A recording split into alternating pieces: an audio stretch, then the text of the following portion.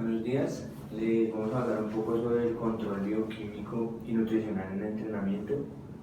Mi grupo está conformado por Edison Leighton, Javier Castañeda, Andrés González y yo, que soy Fernando Pinto. Bueno, entonces iniciaremos hablando de los alimentos y los nutrientes.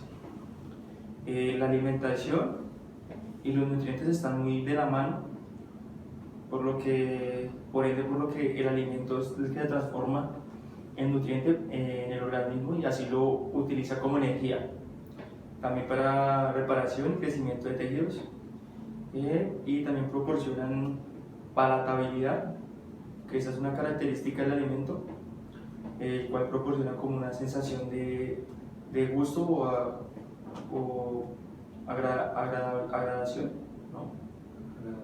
Agradabilidad sobre el alimento consumido, por decirlo así. La clasificación de los alimentos están compuestos por simples y compuestos. Los simples están derivados por Los simples están derivados por un solo nutriente y los compuestos constituidos por varios nutrientes, que en sí la mayoría son la gran mayoría de los alimentos, por decirlo así.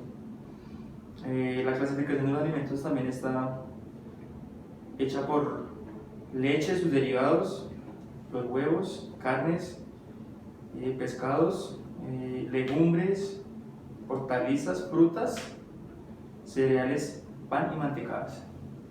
Por favor, pasamos. Hay dos conceptos que sí los vamos a leer porque pues son sacados de un libro, entonces están literalmente así. Dice: nutrientes son sustancias químicas contenidas en los alimentos que se necesitan en el organismo para realizar funciones vitales. La nutrición, el conjunto de procesos fisiológicos mediante los cuales el organismo se aprovecha de las sustancias contenidas en los alimentos para incorporarlas a sus propios órganos y tejidos. Esta información fue obtenida del libro de Plan Nutricional del 2015 de Gil. Bueno, los tipos de nutrientes se pueden clasificar en macros y micronutrientes, también química y energéticamente. En los macronutrientes encontramos los carbohidratos, proteínas, lípidos, y en los micronutrientes están minerales y vitaminas. En los energéticos encontramos también los glúcidos o carbohidratos, lípidos, proteínas y minerales y vitaminas. Cambio, por favor. Bueno, el aporte de energía, la energía en el organismo la proporcionan los nutrientes como tal, ya lo mencioné anteriormente, y cuando se traslada la nutrición, por decirlo en porcentajes, el valor que se le denomina aquí es kilocaloría. Una kilocaloría equivale a 4.128 kilojulios, que es la unidad internacional de medida. Este proceso también de convertir los nutrientes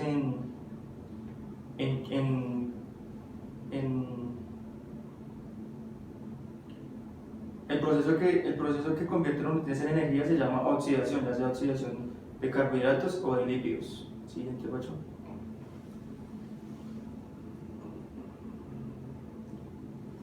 Así es. Aquí hablamos de las necesidades de la energía, que dependen de varios factores. La edad es uno de ellos. El sexo, por decirlo así, el género, el hombre consume por lo tanto que requiere mayor ingesta de energía que una mujer. También se le debe a la temperatura externa, a la actividad física, todas las actividades físicas son diferentes, o al ejercicio como tal, o al entrenamiento, y al estado emocional. Vamos. Listo. En esta diapositiva podemos ver un cuadro que denomina las unidades de kilocalorías en proteínas, en carbohidratos y en lípidos o grasas. Entonces, en proteínas, 4 kilocalorías por gramo; en carbohidratos, 4 kilocalorías por gramo; y en lípidos, 9 kilocalorías. Pasamos, por favor, Pacho. ¿Se la voltea? Ahí está el cuadro, ¿sí es un cuadro? Este cuadro. Sí. Bueno, este cuadro o tabla de consumo de energía está basado en 10 minutos de actividad física en los cuales encontramos por lo menos dormir. Entonces, en 10 minutos consumimos 10 kilocalorías, sentado consumimos 15 kilocalorías, vestirse o levantarse más o menos 26 kilocalorías, y en la actividad física, en el baloncesto, en 10 minutos podría ser 58 kilocalorías, en fútbol 69 kilocalorías y en tenis 56 kilocalorías. ¿Está muchacho? Bueno, aquí hablamos de un tema que es energía química. En el organismo se dispone de una molécula como tal, que es la ATP, que es adenosina trifosfato o adenosina trifosfato. Esa se le llama la moneda de intercambio energético y es la que se utiliza mayor parte en las actividades físicas. Se obtiene 7.2 kilocalorías por mol. De ese 7.2 kilocalorías, el 20% se convierte en trabajo mecánico y el resto se transforma en calor. De esta forma se transforma la energía química en energía mecánica. Bueno, los principales sustratos energéticos que encontramos es el ATP, la fosfocreatina, los aminoácidos, ácidos grasos, glucógeno y glucosa. ¿Sigue mi compañero? Bueno, en cuanto a los tipos de dietas, existen dos tipos de dietas, los cuales son basados básicamente en la tasa metabólica basal, la cual se realiza con una fórmula, la cual se divide en dos, una diferente para hombres y una diferente para mujeres, en donde son, perdón Leo, 10 por el peso de la persona. Eso se suma a 6,25 por la altura de la persona, y eso se resta al 5 por la edad de la persona menos 181. Eso en el caso de las mujeres. En el caso de los hombres es lo mismo, pero la última constante ya no es 181, sino es por 5. Bueno, en cuanto a las dietas, como les decía, las dietas se hacen basadas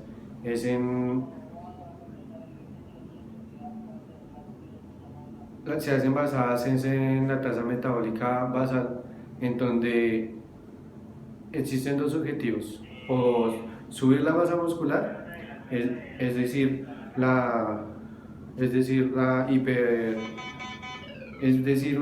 dieta hipercalórica, en donde básicamente lo que hacemos es aumentar el número de consumo de calorías, de kilocalorías que se necesitan pues para vivir como tal. La otra sería la hipocalórica, la cual el objetivo es bajar de peso, en donde reducimos el consumo de kilocalorías con referencia de la tasa metabólica. Las ventajas como tal de este tipo de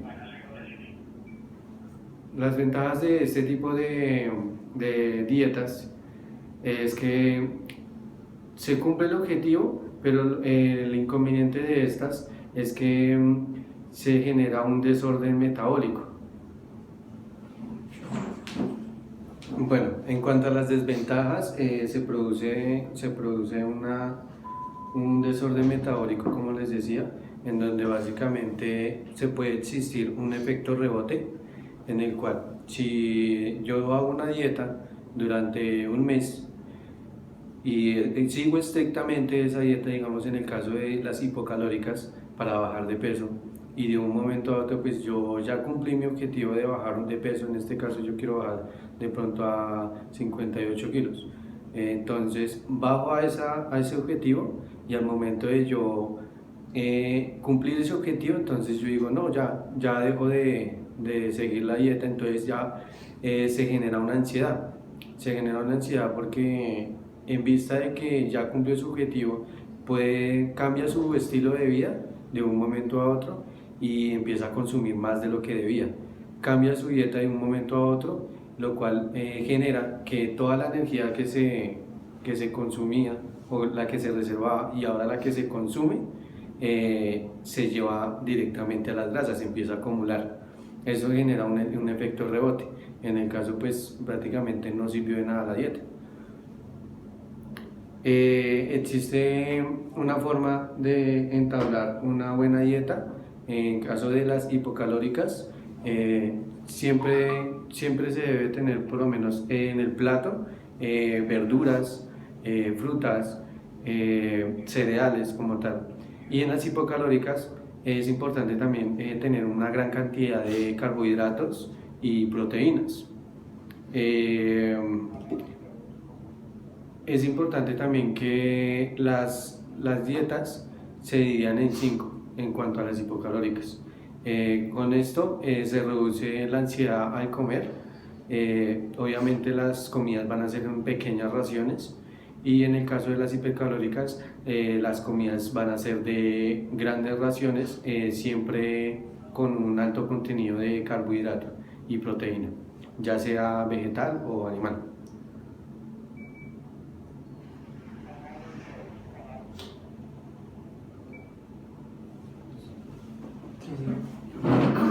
Bueno, yo les voy a hablar un poco sobre la bioquímica y los tipos de controles que se utilizan en esta área que estamos estudiando.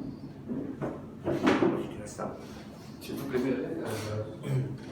Aquí nos habla sobre la alimentación y la hidratación y todos esos aspectos que son importantes para determinar el rendimiento deportivo. Vemos que si un deportista está mejor preparado va a tener un mejor rendimiento y todo eso puede hacer la diferencia entre ganar algo y simplemente participar. Para eso se utiliza pues, la ciencia y la tecnología ha avanzado bastante para poder determinar cosas que no se ven a simple vista. En el aspecto de que podemos coger a un deportista y asesorarlo de cómo entrenar, pero si no sabemos lo que está sucediendo a nivel químico, a nivel interno, no vamos a poder llegar a un objetivo claro, no vamos a establecer bien qué es lo que está sucediendo, el cómo asimila cada uno de los nutrientes. Para eso mis compañeros hablaban sobre la alimentación y los tipos de dieta. Respecto a eso, todo eso hay que tenerlo muy en cuenta a la hora de planificar el entrenamiento para ver si con eso vamos a llegar a nuestro objetivo. Entonces, aquí también esta información que encontramos habla de un aspecto importante y es que hay cosas que en una consulta normal de un médico él los tiene muy en cuenta, como es el nivel de glucosa y de lípidos, pero vemos que para el control deportivo es mucho más que eso, se necesita ir mucho más allá, porque hay varios aspectos que pueden ser importantes para determinar ciertas cosas de la planificación del entrenamiento. Entonces, todos ese tipo de control, ese tipo de pruebas que se hacen sirven para monitorear el proceso, para ver si vamos a llegar a mediano o a largo plazo a ese objetivo, de acuerdo a las adaptaciones que va presentando el deportista.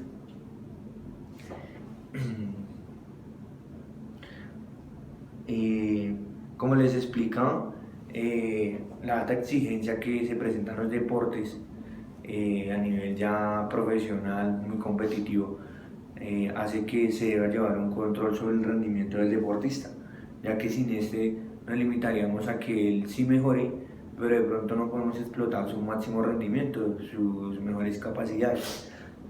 Y esto es lo que en realidad hace la diferencia. Aquí hablamos de unos parámetros que se deben tener en cuenta también para poder hacer el control. Parámetros que son importantes y unos que no son tan importantes, pero que de igual forma hacen parte de todo este sistema de control. Uno de ellos es el control del metabolismo proteico. El otro es el perfil lipídico. En ese perfil hay que tener en cuenta los niveles de colesterol y no deben superar las 200 unidades, teniendo en cuenta que el colesterol total lo conforma el HDL y el LDL, porque no se puede tomar como una sola unidad, ya que no sería posible determinar, entre comillas, el colesterol bueno y el colesterol malo. También utilizamos pruebas hematológicas, los comportamientos hormonales, ya les voy a hablar un poco sobre qué hacen las enzimas, la concentración del ácido láctico en el plasma nos habla que una concentración mayor a 4 milimol litro nos está diciendo que el entrenamiento que tuvo el deportista fue una alta intensidad. Todos esos aspectos nos sirven para poder enfocar mejor nuestro entrenamiento. Hablamos de sustratos como el amonio, glutamina, y aquí cuando hablamos del ratio de testosterona y cortisol, lo que estamos haciendo es referirnos nos estamos refiriendo al que hay estudios que han demostrado que el incremento del cortisol, un cambio elevado en esa cantidad de cortisol, disminuye bastante el sistema inmunológico. Entonces, ¿qué hace el sistema inmunológico? Son las defensas del cuerpo. Si disminuye mucho el sistema inmunológico y él está expuesto, hablando de él como el deportista, a situaciones extremas de clima, de temperatura, es más propenso a enfermarse. Y lo que buscamos en la planificación es evitar que todas esas cosas sucedan para que no retrasen el proceso hacia el objetivo. Hablamos de la urea, la alanina y el aumento de cuerpos cetónicos. Aquí tengo, cuando les hablo acá arriba sobre las enzimas que actúan acá, son unas enzimas que también nos sirven para determinar la carga en el entrenamiento. Esas se las voy a leer porque el nombre es bastante complejo de cada una de ellas.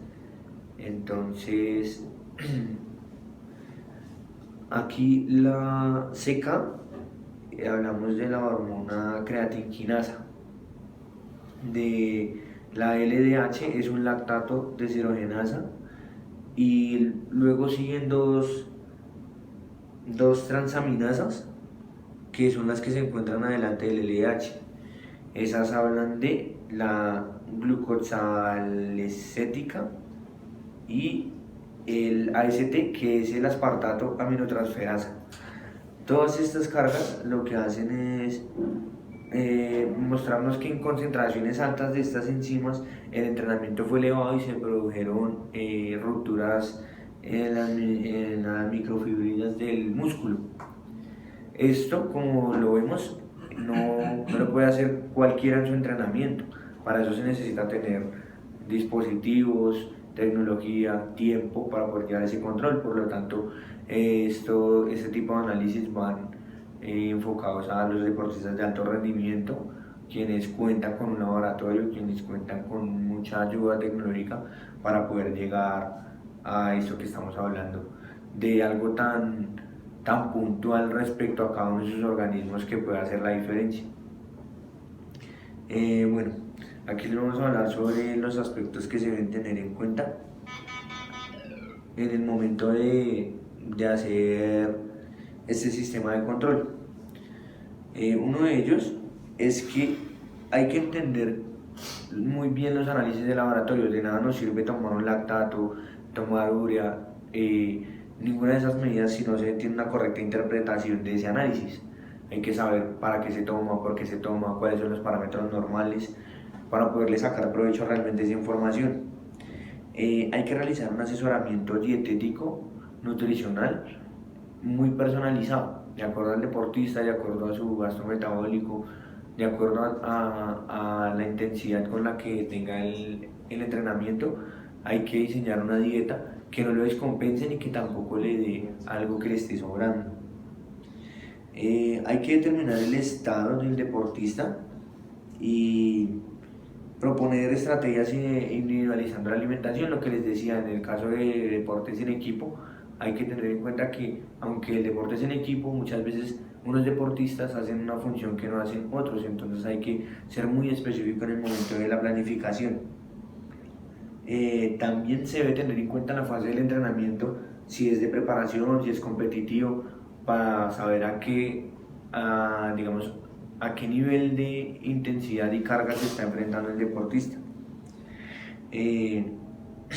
Bueno, voy a dejarlos con mi compañero Edison, que les va a explicar sobre los métodos para la evaluación del estado nutricional. Sí, por favor. Bueno, los métodos para la evolución del estado nutricional, pues tanto para los adultos como para deportistas, tiene que verse en un estado, o se tiene que tener en un estado, tener un historial clínico y un socioeconómico y también como un psicosocial del estado de vida de nuestro deportista o de la persona. También tener en cuenta un historial de la dieta, porque nos va a servir este historial de la dieta para saber qué consumos alimenticios hace durante el día o en la noche y para qué le sirve durante el entrenamiento. Y de esto pues también tenemos que tener unos parámetros antropométricos para saber si la dieta y el consumo, la ingesta de alimentos le sirve para la dieta que se le hace al deportista o a la persona que estemos entrenando. Y también sacamos de ahí los datos bioquímicos de lo que generan los alimentos en el organismo del deportista o en el organismo de la persona que estemos entrenando. El historial clínico pues, nos sirve, y el psicosocial nos sirve para saber y obtener en nuestro deportista, como explicaba mi compañero, pues tienen una parte del club donde podemos observar que tienen diferentes cosas para realizarle al deportista, cosas de antropometría, y aquí mirar cuánta grasa, cuánta agua, cuánta grasa grasa visceral, tejido adiposo tiene el deportista o la persona que estemos entrenando. También el historial de dietéticas proporciona información sobre cuánta ingesta hace esta persona al día y si sigue los parámetros para que esta persona, para el deportista, tenga un buen rendimiento, porque pues el rendimiento no se gana solo con el entrenamiento, sino también con la parte nutricional.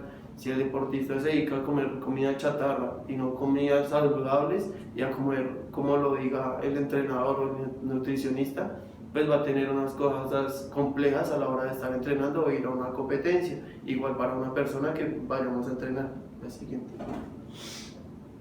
Parámetros antropométricos y composición corporal. Entonces de aquí vamos a ver cómo nos llega nuestro deportista o cómo llega la persona que vamos a entrenar después de un descanso o unas vacaciones hacia al regreso al entrenamiento. Le realizaremos unas medidas antropométricas para saber qué dieta hay que colocarle y qué tan riguroso tiene que ser el entrenamiento, y para saber qué ingesta de alimentos tenemos que darle al deportista para volverlo a tener a punto y poder volver a estar en las diferentes competencias y en los entrenamientos. También vamos a ver ahí el cambio del peso durante el proceso del retomo del entrenamiento y las competencias de nuestro deportista durante todo nuestro trayecto nutricional y alimenticio que va a tener él, antes del entreno, después del entreno, igualmente en las competencias. Ahora sí. Acá vamos a ver en la imagen, una de las tomas de las antropometrías que se hacen, que es una de las básicas, que se puede hacer en el bíceps, tríceps, pecho, en la parte abdominal y en la parte del fémur. Bueno, también para complementar lo que dice mi compañero, es de suma importancia hacer un análisis de bioimpedancia, que es algo que no es tan costoso, digámoslo así, no va a un nivel científico, no se necesita un laboratorio, se necesita una báscula de bioimpedancia pues de buena calidad, que sea una marca que tenga trayectoria en el mercado para que los datos sean fiables.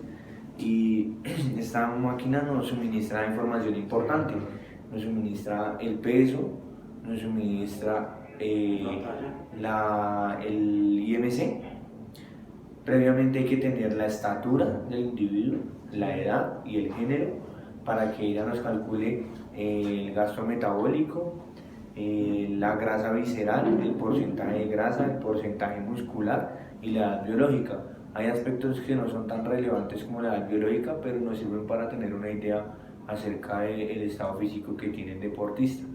Y en cuanto a la grasa visceral, el IMC, el porcentaje graso, existen tablas de la OMS, de la Organización Mundial de la Salud, que nos dice en que nos da ciertos rangos para determinar, de acuerdo a esos porcentajes, en qué estado se encuentra el deportista. Bueno, y aquí ya concluimos con las referencias que vamos a enviarles a nuestros compañeros la presentación para que puedan analizarla de una manera más detallada. Gracias. Gracias.